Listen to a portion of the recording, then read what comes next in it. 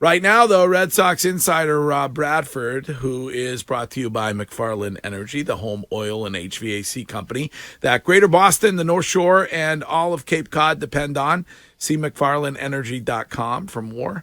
Rob Bradford also brought to you by Shaw's and Star Market, perfecting the art of fresh. And he joins us this morning on the Harbor One hotline. Hey, Bradfo. Hey, everybody. How's everybody doing? We're doing great. How are you? Oh, I thought it was 8-Track Tuesday. What is going on with Toto? It's like, what's happening? Whoa. Hey. Yeah. Are you older than me? No. Come on. You look. Is anyone older than you, Greg? You look older than me. You want to race? You could do. You could fill in on the next Ask a Boomer since you brought up the 8-tracks. I'm trying to find somebody else to do that because I'm not technically a boomer. Oh, I heard that was delicious. That conversation. I mean, the whole thing about, I think, Courtney, like how would you electronically get one song from the other? And it was so awesome. It was so good. I still can't believe it. That's By the way, that was our needle pointing. Yes. Well, and also, like, I love that, like, you calm down, Courtney, with needlepoint and wine, because I also calm down with beer and macrame. So there you go. All right. Great interview yesterday, by the way, everybody, with Belichick. Bill? Yeah, he was in a great mood. He was forthcoming on a lot. I think being there, it makes it harder for him to not answer. Is that what it is? Yeah. I think so. And I think also when he came in, everyone yelled McFarland after him. Obviously. That was it. Yes. I honestly, I didn't think we'd get the Aaron Rodgers answer that we got.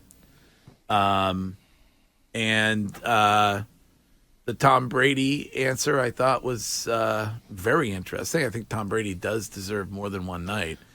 It also seems like nobody down there knows exactly what the Tom Brady event is going to be, right? I think he knows. You think so? Yeah. I don't think so because he said, I think the guy deserves more than one night. Like, does he think it's just that? I think that was setting it up for, like, if you just get a wave during the game, don't worry, there's going to be more coming. Yeah. All right. Well, as I will say this about Brady, as people pointed out on social media, when he said the thing about he deserves anything he wants. Well, okay, about 4 years too late. Well, it doesn't. I mean, money doesn't count. That's not. Okay. That was not what he was talking about. We pay you in statues. Yes. On to the Red Sox.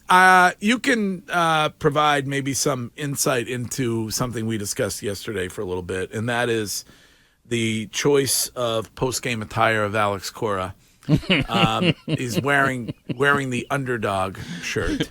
Yes. Does that mean that he has, with open arms, accepted that determination of what this team is that Chaim Bloom made, or is that perhaps an objection to that to that designation by Chaim Bloom? No, I think he took that Chaim Bloom comment and basically made a goof out of it, and it's like Rodney Harrison putting on his locker all these teams that picked the one team that picked against the mighty, powerful Patriots. Yeah. That's all it takes. Sometimes all it takes is that one comment, that one guy saying, hey, you know what, you're underdog. And I love the fact that he said that Veritek put the underdog thing in his shirt in his locker, and he just happened to wear it. Mm-hmm. Well, at least he comes back in New York, and he has the full-on cartoon character underdog. I mean, it's a goof. It's a goof, but I love it. I hated that comment by Chaim. I told Chaim, like I said, this is the reason why I thought it was so misguided. And I think there was a lot of people, probably Alex Cora included, said, hey, you know what? We aren't underdogs. We were underdogs, but weren't underdogs at the trade deadline when you said that. Yeah. Well, and Razor said yesterday, guys don't like being called underdogs. No. When it comes to those who are playing on the team that's being called it. I mean, this is, and Razor knows this. I think that every team and most players look at the most optimistic view of themselves. So we can say, hey, you don't have a chance, or you aren't as good as these other teams. But when that trade deadline happened, everybody in there and I know that Chris Curtis would walk in and tell you the same thing, everybody in there would say, hey, we are only 2 games out. We're good against good teams. The American League was wide open. We're playing really well. We have a chance. Let's go out and do something at the trade deadline. And the last thing we want to hear is we're underdogs, and this is the reason why we didn't go out. And I'm not saying that that's definitively what Chaim Bloom said, but that's how they took it. And so, yeah, I mean, I think the players absolutely – first of all, they'll take any motivation they can, and second of all, they're going to believe in themselves long beyond where we're going to believe in them. Well, Bradfo, they've continued to get people to buy in since that trade deadline. You look at what happened in New York, then you've got people saying, well, there's still a chance, and then a tough loss last night. Is it do or die in Houston right now? Have we reached the point of the season where they need to be winning these series to make sure that they do have a realistic chance? Yeah, like I wrote today, this feels like this team is like the kid doing the donuts in the parking lot for the entire season. You're just spinning and spinning and spinning with smoke coming up in the air, and you're watching like what's going on. And finally, I think we're at the point where we can say, all right, now we know what has to happen here, because you have this Houston team. You're playing for the next 3 games. You come home, you play the Dodgers, and you play Houston again. And you think you're chasing the Mariners, but you're not chasing the Mariners. The Mariners have that spot, and they are playing teams the next 4 series that are a combined 137 games under 500. The Mariners are making the playoffs. The Houston Astros are sitting there right in front of you. Either you beat them and you're in contention, or you let them bury you. But Courtney, to your point, absolutely. Of all the series that we've talked about all years long, this series and the series back at Fenway, the biggest ones. And are you? Is it okay if you split it? I mean, yeah, or do you feel like they have to win this series? Well, the problem is you're still behind them. So you have the chance to make hay. You have the chance to catch up, and especially when you have a team in between you, where that makes it even more difficult. So, yeah, I mean, you can sort of keep treading water a little bit, but you're sitting here 4 games out. You lose, maybe you're 5 games out. This is their lot in life. So this is the opportunity that you have. Much like with Toronto, you had that opportunity, and you whatever away. You pushed it away. And because you could have been a game up, instead you were 5 games back. Now you have that opportunity again with the Astros. And I just think that this is it, man. Like this is your big chance if you're the Red Sox. Not only does Razor have a clear issue with topographers who design maps, but this morning had an issue with Devers last night. Well, no, I'm just curious, like, last night listening on the radio, and he's part of the 2 big plays early in the game last night, and I just had visions of being around the Red Sox in 2000 and 2001, and the criticism that the best Red Sox players got. And I don't sense that. It's like we're still happy that Devers signed here, and that's just an odd Boston it's like he gets a sports pass thing because he signed here because he wanted to be a Red Sox. It's odd, Bradfo, and I'm curious if you get a sense of that, and how much better does he have to play in these big games? Well, he has to play better defensively. I mean, you're right. This is if you are going to be. Here's the difference. Is that you have this guy who was making these mistakes but hitting the crap out of the ball all over the place while you had all these other stars around him. So you're like, okay, this is a really good player, and we have these other really good players. This is the foundation. This guy is the marquee guy. So he has to do everything well. And in terms of the criticism of why people, the perception of are people getting on him enough, I don't know. I mean, I know this.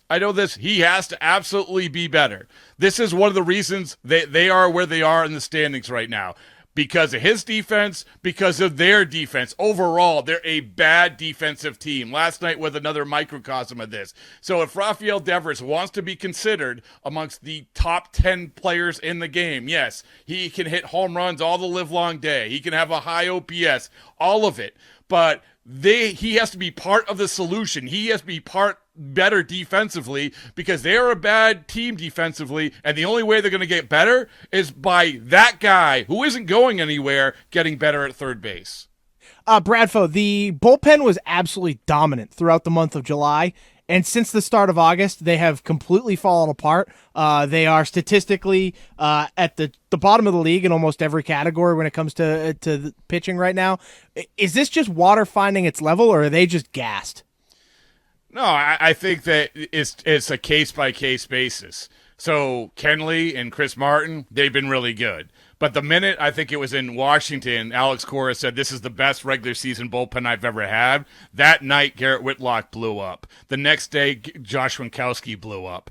So I think that it's just with Whitlock, I think it's we put cart before the horse too much. He has to ease back. We still don't know where he's going to land in terms of is he going to be a dominant guy or not. Winkowski has pitched a ton, and for the most part, he's been good. But I think that when you look at ERA, it's those outings where you give up 5 runs at a whack, 5 runs here, 5 runs there. So I'm not that concerned over the bullpen. I know this is that you better start having some starters go more than 4 2/3 innings in order to protect that bullpen. Because if you don't, that bullpen ERA is going to keep going up. So it's kind of like buying a used car with 150,000 miles on it and then be surprised that it breaks down. Yeah, then driving it to California. When you look at Tanner Houck and his return, what can we expect out of him to help this team?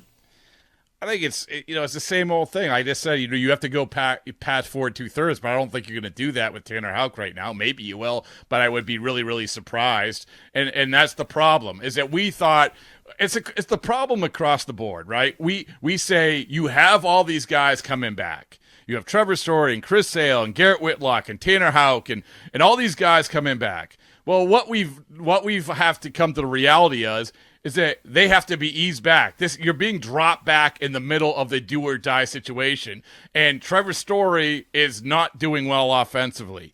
You have Garrett Whitlock isn't the dominant guy that everyone wants him to be out of the gate, and so with Tanner Houck, you hope that he's good, but he hasn't pitched in forever since having a line drive come back at his face. So this is their lot in life, but still, to ask what you can expect of them. I mean, they better hope for the good because, as I said before, they need to win these games this week. All right, Bradfo, always a pleasure. Oh, and listen, there was a Baseballs and Boring T-shirt lying around there Saturday. So I figured out, I thought that I would say, who at the Greg Hill Show would ever leave one of these gifts I gave them lying around? Yeah. And I mea culpa, you guys did not do it because it was the Triple XL. Andy Gresh, for a second straight time, left his T-shirt just lying around. So, Jackson, you're the big winner. Go get it. Wow. Yeah. Disrespect, really. You offered a gift, and he didn't care enough about it to take it home? He said he's very thankful, but not thankful enough to actually keep it. I don't know if Gresh... I don't know if he would look... Was it the orange one? No. It was a nice red one. Oh, okay. All right. Yeah. Yeah, I mean, have you been able to walk the streets with that orange one? Oh yeah, I wear wear it all the time. Your triceps have never looked better. I know. I wear it when I'm walking and during my intense workouts all the time. I love it. All right, Bradfo. All right, see you later.